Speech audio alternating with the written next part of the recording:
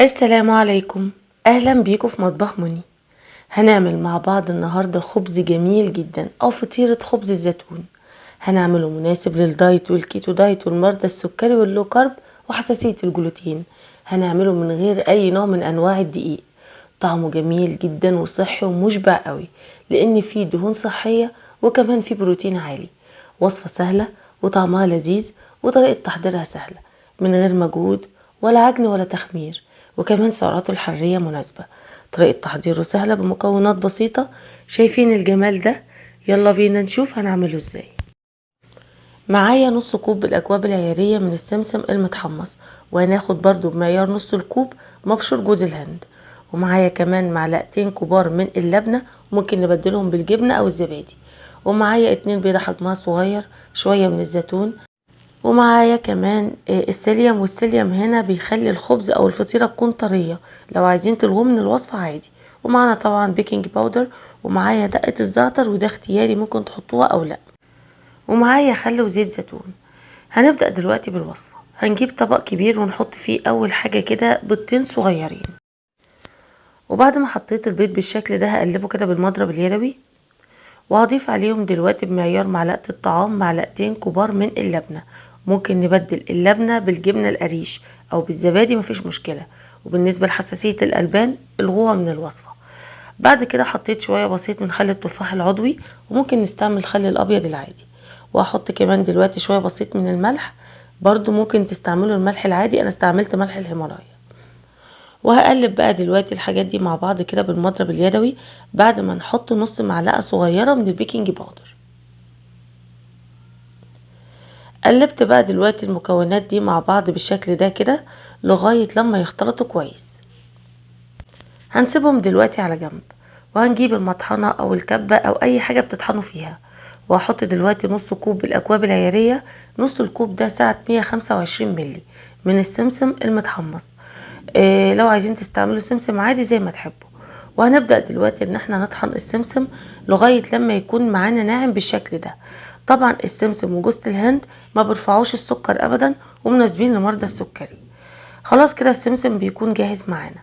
وانا جهزت نص كوب من مبشور جوز الهند. انا استعملت مبشور جوز الهند الخشن، ممكن تستعملوا الناعم مفيش مشكلة. بعد كده حطيت مطحون السمسم، وحطيت كمان نص كوب بالاكواب العيارية من مبشور جوز الهند. وهضيف كمان دلوقتي معلقتين كبار من دقة الزعتر، وده اختياري بس هي بتدي طعم حلو. ودلوقتي بقى هحط السيليوم هنا مش اساسي، بس الهدف منه علشان يخلي معانا الفطيرة او الخبز يكون طري، ما يكونش زي القراقيش. فعشان كده انا حطيت السيليوم. لكن لو عايزين تشيلوه من الوصفة شيلوه، مفيش اي مشكلة. او ممكن تحطوا البديل بتاعه بذر كتان مطحون نفس الكمية برضو، لكن انا استعملت سيليوم. حطيت دلوقتي معلقتين كبار من السيليوم. وبكرر تاني ما هوش اساسي ابدا، ممكن نحذفه. وبعد كده قلبت المكونات كلها بالشكل ده. وهيكون الافضل طبعا ان احنا نقلبهم بالمعلقة علشان يختلطوا معانا اسهل من المضرب. خلاص كده الخليط بيكون جاهز معانا. هنجيب بقى دلوقتي صينية، الصينية دي مقاس 28، وحطيت فيها ورق زبدة نوع كويس. وبعد كده هبدأ احط الخليط اللي احنا عملناه. بيكون معانا بالشكل ده. طبعا السيليوم وكمان السمسم امتصوا السوائل اللي في العجينة، وبتكون معانا بالشكل ده خلاص كده جاهزة. هنبدأ بقى دلوقتي ان احنا نفرد العجينة. لو حسيتوا ان هي بتلزق هاتوا طبق وحطوا فيه معلقة واحدة بس من زيت الزيتون، معلقة صغيرة من زيت الزيتون، يعني تقريبا الكمية اللي انا حطيتها دي تقريبا نص معلقة اصلا. وهبدأ بقى دلوقتي افرد العجينة. لو لقيتوها بتلزق استعملوا زيت الزيتون او شوية من المية. لو ما لقيتوهاش بتلزق معاكوا عادي، يعني افرد، يعني لو ما ضايقتكوش افردوها بايديكوا على طول. لكن انا حبيت ان انا كده اعمل مسحة بسيطة من زيت الزيتون. الكمية بتاعته تقريبا اقل من نص معلقة صغيرة. بدأت دلوقتي ان انا افرد العجينة بالشكل ده كده لغاية لما نملى بيها الصينية كلها. خلاص كده بتكون جاهزة معانا. هعمل بقى دلوقتي حركة كده هي مجرد بس شكل مش اكتر. هنعمل زي فتحات صغننة كده، بس مش هتوصل لغاية الاخر. يعني هنضغط بايدينا كده، نعمل علامات زي علامات الصوابع كده علشان تدينا في الاخر شكل حلو. الخطوة دي اختيارية. وبعد كده معايا حوالي معلقتين او 3 من شرايح الزيتون. دي شرايح زيتون متقطعة رفيع قوي. هنحط منها بالطريقة دي كده بطريقة عشوائية، والخطوة دي اختيارية. لو مش عايزين الخبز يكون بطعم الزيتون ممكن تحطوا اي حاجة تانية، ممكن تحطوا سمسم او حبة البركة او طماطم وشرايح من الفلفل، او تخلوه سادة زي ما تحبوا.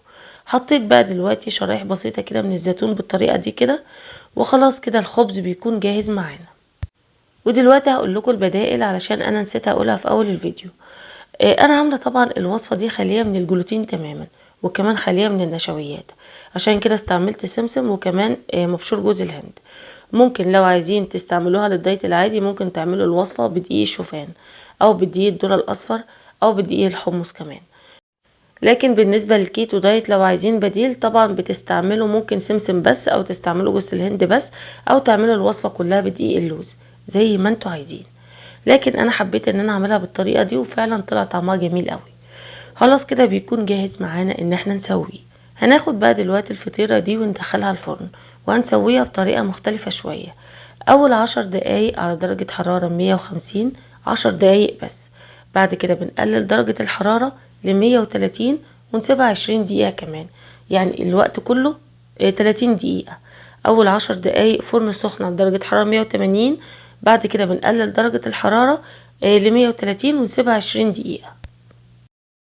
وبتكون معانا بالشكل ده بعد ما عدى 20 دقيقة على درجة حرارة 130. بعد كده شغلت الشواية علشان احمر الوش بتاعها، وبيطلع معانا بقى زي ما هنشوف دلوقتي. عايزة اقول لكم ان ريحته كانت حلوة جدا وطعمه ان شاء الله هيعجبكم قوي. ناخده كده مع كوباية شاي وحبة لبنة وخيار وجرجير، بيكون جميل جدا، طعمه بجد حلو قوي قوي. ده شكله معانا بقى، شايفين ما شاء الله جميل جدا ازاي، متحمر كده من كل ناحية وبجد جميل. الفطيرة دي ان شاء الله هتعجبكم قوي. هنجيب بقى دلوقتي سكينة، ويفضل استعمال سكينة الخبز او سكينة اللي هي المشنشرة.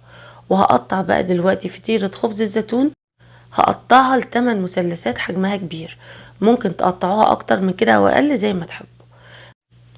بتكون معانا بالشكل ده جميلة جدا وتفتح النفس وطعمها بجد خطير. ودلوقتي بقى يلا بينا اقول لكم السعرات الحرارية للوصفة بتاعتنا. السعرات الحرارية للفطيرة كلها 911 سعر حراري. قطعناها ل8 مثلثات حجمها كبير، هتكون القطعة الواحدة سعراتها 113 سعر حراري تقريبا.